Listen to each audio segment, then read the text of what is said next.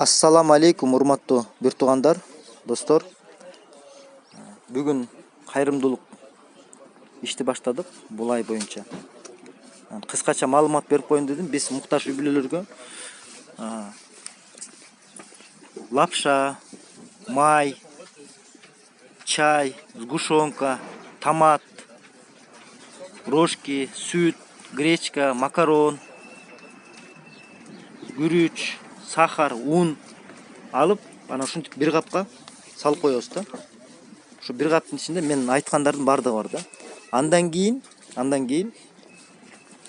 бул жакта капуста, сабиз, картошка, пияз бар. Андан тышкары бул жакта жууп тазалоочу буюмдардан ушундай айна бар, шампунь, колгейт, тиш жуугуч паста, фейри, анан кийин самындар, кир самын, анан кийин жөнөкөй мындай самын дегендей. Ушулардын баардыгын бир үй бүлөгө бир комплекти да. Ушундай 8 комплект бар. Бүгүн буюрса ошо 8 үй бүлөгө беребиз. Жалпы бул айда 17 үй бүлөгө берилди да. Себеби дегенде бизде группалар бар. Бүгүнкү биринчи группа 8 үй бүлөгө жардам берип атат.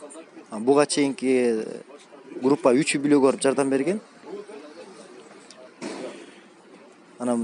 Андан кийинки группа 6 үй бүлөгө барып жардам берди. Жалпысынан 17 үй бүлөгө таркатылып атат да. Ушундай азык түлүктөр, жууп тазалоочу буюмдар.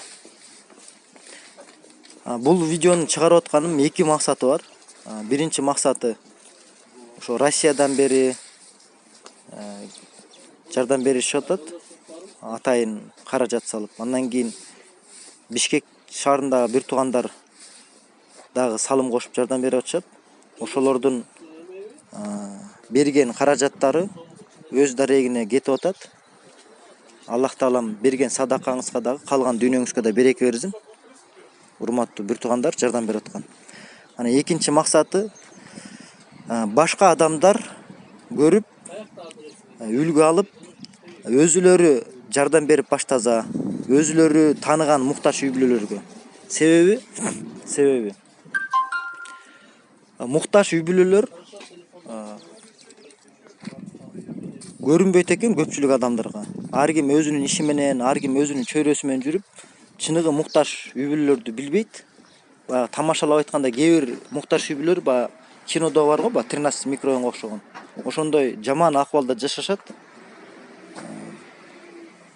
Барып көргөндөн кийин Кудайга аябай шүгүр айтып, Кудайга аябай ыраазы болуп калган учурлар да болот.